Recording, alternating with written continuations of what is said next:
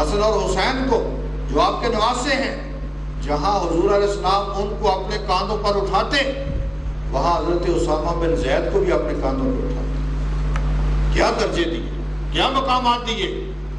بلکہ وہ کیا سما تھا کہ جب مکہ فتح ہوا، بڑے بڑے قریش کے خاندان کے لوگ کافر بھی تھے اور مسلمانوں میں بھی شامل تھے، لیکن اس وقت اگر کہا کہ کعبہ کی چھت پہ چڑھ کے اذان دے تو وہ نام ہے بلال کا۔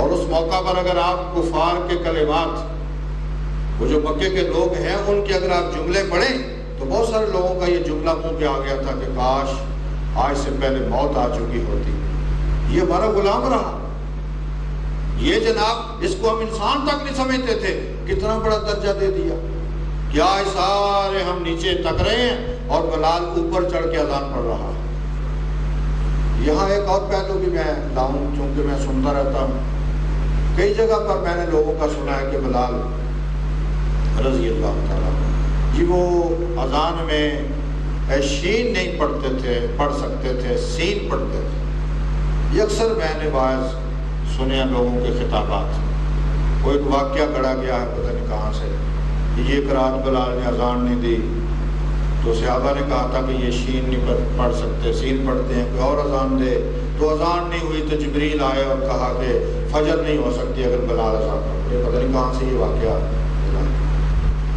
میں اس پر پڑھا ہے، ایک عالم پرانے بزرگ گزرے، انہوں نے اس واقعہ پر پوری کتاب لکھی، اس کا رد کیا، اور مجھے جو ان کی دلیل پسند آئی، جس کے بعد میں اس واقعہ کو رد کیا کرتا ہوں، انہوں نے کہا قرآن مجید میں یہ لفظ ہیں ان اللہ یامرکم ان تؤدوا الامانات الی اہلھا، یہ قرآن کی آیت ہے جس کا ترجمہ یہ ہے کہ جو کسی منصب کے لائق ہے نا وہی اس کو منصب دو۔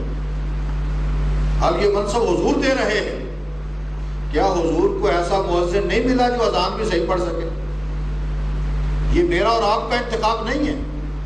دیکھو نا، ہمارے حکمران یا میں اور آپ، ہم کو غلط فیصلہ کر سکتے ہیں، کملی والے اہل کو شان دیتے ہیں۔ میرے نزدیک ابو بکر اس طرح کی اذان نہیں پڑھ سکتا جس طرح کی بلال پڑھتا، باقی 1,24,000 صحابہ میں اس طرح کی اذان دوسرا کو پڑھ ہی نہیں سکتا جتنی شاندار اذان بلال دیا کرتے تھے۔ لہٰذا اس لیے آپ نے جو منصب کسی کو دیے، ساتھ بلال کو منصب دیا۔ اور بلال صرف مؤذن ہی نہیں ہے، بلال حضور کے مالیات کے شعبے کے سربراہ ہیں۔ جو حضرت بلال ہیں یہ صرف آپ کے مؤذن ہی نہیں ہیں، ہم تو میرا خیال ہے مؤذن کو کوئی مقام ہی نہیں دیتے، اللہ تعالیٰ کرے کوئی دن آئے جب ہم بھی کسی اذان پڑھنے والے کو کوئی مقام دیں۔ مؤذن رسول ہونا ہی بڑی بات ہے، لیکن اس کے ساتھ ساتھ جو آپ کے مالیات کا شعبہ ہے اس کے سربراہ حضرت بلال ہے۔ اس میں کبھی آپ غور کریں، مثلا آج کی تاریخوں کا آپ مطالعہ کریں، بڑی بڑی جماعتوں کا مطالعہ کریں، وہ جب مالیات کے شعبے کی باری آتی ہے تو کسی اپنے عزیز کو منتخب کرتے ہیں، بڑا قریبی بندہ، بڑا کوئی عزیز قسم کا اپنا عزیز ہوگا، کیونکہ گپلا وہاں کرنا ہوتا ہے نا مالیات میں، تو لہذا وہاں ایسا بندہ لائیں گے کہ جو آپ اس کی سنیں۔ کمری والے نے حسن کو سربراہ نہیں بنایا مالیات کا، حسین کو نہیں بنایا، کسی چچا کو نہیں بنایا، کسی بھتیجے کو نہیں بنایا، بلال کو بنایا، تاکہ جو کچھ کملی والے کے پاس آئے وہ بلال کے ہاتھوں سے آئے اور اسی کے ہاتھوں سے خرچ ہو، اور پتہ چلے کہ کملی والا کوئی لالچی نہیں، کوئی حریص نہیں ہے، کوئی جمع کرنے کا مسئلہ نہیں ہے، بلکہ پھر بلال بیان کیا کرتے کہ میرے پاس نہیں ہوا کرتا تھا، وہ آپ کہتے کہ جاؤ اسے کہو میرے نام پر قرض اٹھا دے، اور جب میرے پاس آئے گا میں اس کا قرض جو چکا دوں۔ حضرت بلال مکہ کے جو مؤذن ہیں ان کا نام بھی کبھی یاد رکھیں، ان کا اسم گرامی حضرت ابو محذورہ رضی اللہ تعالیٰ، وہ اپنے ایمان لانے کے واقعات بیان کیا کرتے تھے کہ میں چھوٹا بچہ تھا، کافر تھا، ایک جگہ مسلمانوں کا پڑا ہوا، اس میں سرور عالم تشریف فرما تھے، مسلمانوں نے اذان پڑھی، کہتے ہم بچے تھے، ہم نے اس کی نقل اتاری، ان کی آواز بڑی خوبصورت تھی، جب وہ نقل اتاری تو وہ کہتے ہیں میری آواز حضور کے کانوں میں پڑی صلی اللہ علیہ وسلم، آپ نے کہا جاؤ بلا کے لاؤ ان بچوں کو۔ صحابہ گئے، انہوں نے کہا کہ ہمارے نبی آپ کو بلاتے ہیں۔ انہوں نے کہا ہم تو نہیں جانتے کون نبی ہے کون نہیں۔ بچے ہوتے ہیں نا تماشا دیکھنے کے لیے، اور ہماری قوم اب تک سارے بچے ہیں، حالانکہ تماشا دیکھنا بچوں کا کام ہوتا ہے، ہم سارے دیکھتے ہیں تماشا۔ اس کا مطلب کہ ابھی تک ہمارے بچپنے گئے ہی نہیں۔ کہتے ہم بچے تھے چلے گئے، آپ نے فرمایا تم میں سے کس نے اذان پڑھی؟ میں کھڑا ہو گیا، میں نے کہا جی میں نے پڑھی۔ فرمایا تجھے اذان آتی ہے؟ جی نہیں آتی۔ تو پھر کیوں پڑھی؟ جی میں نے نقل اتاری تھی۔ فرمایا چلو نقل ہی اتارو۔ انہوں نے کہا جی مجھے آتے کو نہیں، میں آپ کو کیا نقل اتاروں؟ فرمایا کھڑے ہو میں بتاتا ہوں۔ حضرت ابو محذورہ کہتے ہیں میں کھڑے ہوا، سرور عالم نے میرے سر پہ ہاتھ رکھا اور کہا بیٹے کہو اللہ اکبر۔ کہتے ہیں کہو اللہ، جب میں نے کہا تو اللہ کی محبت میرے سینے میں اتر آئی، اور اس کے بعد آپ نے انہیں کہا کہ تمہاری آواز بڑی خوبصورت ہے، تو مکہ کا میں تمہیں مؤذن مقرر کرتا ہوں۔ اسی صحابی کی یہ خصوصیت ہے۔ پھر انہوں نے ساری زندگی اپنے سر کے بال منڈوائے نہیں۔ جب یہ بیٹھتے نا تو ان کے بال زمین پر بکھر جاتے، اور کئی سال زندگی پائی تو ہر آدمی کہتا کہ آپ بال منڈواتے کیوں نہیں؟ کہتے کہ میرے ایمان لانے کی یادگار ہے کہ حضور نے میرے سر پہ ہاتھ رکھا تھا، لہذا میں وہ بال کبھی نہیں منڈواؤں گا جس کو مصطفیٰ کا ہاتھ لگا۔ بلکہ جب ان کا ہوا نا فوت ہوئے، میری ایک کتاب ہے صحابہ کی وصیتیں، اس میں تفصیلی واقعہ، جب فوت ہونے لگے تو اپنی امی سے کہا امی یہ بال بڑے بچا بچا کے رکھے، اب یہ کیسے ایسے نہ ہو کہ یہ کو مونڈ دے، یہ میرے ساتھ ہی قبر میں جائے۔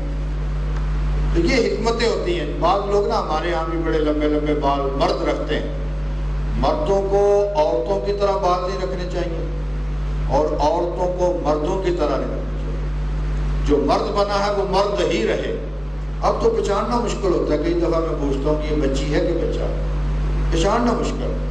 اور ہمارے کریم آقا نے لعنت فرمائی ہے جو عورت مرد کی شکل بننے کی کوشش کرے اور جو مرد عورتوں کی شکل بننے کی کوشش کرے، ہمارے کریم آقا نے اس پہ لعنت فرمائی۔ لہذا کوشش کیجئے کہ مرد ہو، مردوں والا اپنا طریقہ معمولات سارے کے سارے، اور عورتیں ہیں وہ بھی اپنے حدود کے اندر۔ یعنی یہ نہیں ہے کہ مرد اور عورت کی تفریق اور تقسیم ختم ہو جائے، نہیں، اللہ کریم نے جو بنایا تو وہ صحابی اس کی حکمت تھی۔ یعنی یہ نہیں ہے کہ کوئی اور وجہ تھی، یہ حکمت تھی کہ چونکہ یہ حضرت انس رضی اللہ تعالیٰ عنہ جو حضور علیہ السلام کے خادم خاص ہیں، جن 10 سال خدمت کی، ان کے سر پہ کچھ بال تھے جن کو حضور علیہ السلام پکڑتے، پھر وہ بال منڈوائے نہیں انہوں نے۔ اب بھی لوگ سروں پہ لیٹا سے رکھ دیتے، یہ کوئی طریقہ نہیں۔ اصل میں ان صحابہ کو یہ شرف حاصل تھا کہ نبی کریم کے ہاتھ مبارک لگا تھا، جس کی وجہ سے وہ برکت کے لیے احترام کی خاطر ان چیزوں کو محفوظ رکھا کرتے۔ تو آپ سیدنا بلال کا پڑھیں اور غلاموں کا پڑھیں، بلکہ بلال کی یہ شان ہے کہ فاروق اعظم جیسا بندہ، حضرت عمر جیسا بندہ جب بھی ان کو بلاتے تو کہا کرتے تھے سیدنا بلال، ہمارے سردار بلال۔ لہٰذا اپنے ذہنوں کو صاف کیجئے، کسی انسان کو آج کے بعد حقیر نہ سمجھو۔ برادری سسٹم کوئی شے نہیں، صوبائیت کوئی شے نہیں، فلاں کوئی شے نہیں۔ جب بھی سوچو یہ سوچا کرو کہ یہ انسان ہے، یہ حضور کا امتی ہے، اور جب میرے اور آپ کے ذہن میں یہ رشتے آ گئے اس دن دیکھنا کہ ہم عروج اور کمال کے درجوں پر پہنچ جائیں۔ اور جو انسانیت کی گھٹیا حرکتیں ہم نے شروع کر رکھی ہیں کہ جناب فلاں برا ہے، فلاں قریب نہیں آ سکتا، فلاں نہیں آ سکتا، اس سے نکلو۔ کبھی تفصیل کے ساتھ ہم اسے بیان کریں گے۔ یہ جو حضرت ابو ایوب انصاری ہیں جن کے سرور اعظم مہمان بنے مدینہ منورہ میں، آپ کبھی ان کی پس منظر پڑھیں، یہ ان لوگوں میں شامل ہیں جن کو جاگیردار لوگ اپنے ساتھ بٹھایا نہیں کرتے تھے، یہ ان میں شامل ہیں۔ وہ کہتے ہیں وہاں کے چودھری لوگ ہمیں چارپائی پر برابر نہیں بٹھاتے تھے، نیچے بیٹھتے ہیں اور وہ اوپر بیٹھتے۔ آپ ذرا دیکھو نا کتنی بڑی ضرب لگائی مصطفیٰ نے کہ جب آپ کی سواری مدینہ طیبہ داخل ہوئی تو بڑے بڑے لوگوں نے کہا میرے گھر میرے گھر میرے گھر۔ آپ نے فرمایا میری سواری اللہ کے حکم پر چلا کرتی ہے، جہاں یہ بیٹھ جائے گی محمد اس کا مہمان ہوگا۔ کہاں بیٹھی جا کر؟ حضرت ابو ایوب انصاری کے دروازے۔ وہ کچاوا لے کے اندر بھاگ گئے، ادھر ادھر بھی گھر تھے، ادھر بھی گھر تھا، ادھر بھی تھا، کسی نے کہا یہ میرے سامنے، کسی نے کہا میرے سامنے۔ حضور نے کہا جہاں کچاوا چلا جائے نا محمد اسی طرف چلے۔ اور پھر اگلا کام کیا کیا پتہ ہے آپ کو؟ حضرت ابو انصاری کو کہا کہ تو اوپر والے کمرے میں رہے گا، محمد نیچے والے کمرے میں رہے گا۔ یہ احترام انسانیت ہے، یہ مقام ہے، یہ دیے ہیں مصطفیٰ نے، اور آج ہم اس سے نکلے ہیں۔ حضور کی آمد کو ماننے والوں کبھی اس پہلو کی طرف بھی غور کرو کہ کیا ہمارے اندر احترام مخلوق ہے یا نہیں۔ اگر احترام مخلوق ہے پھر ہم محفل میلاد منانے والے ہیں، اور اگر ہمارے ذہن سے یہ باتیں نکل چکی ہیں تو آئیے نظر ثانی کر لیجئے۔ اللہ کریم۔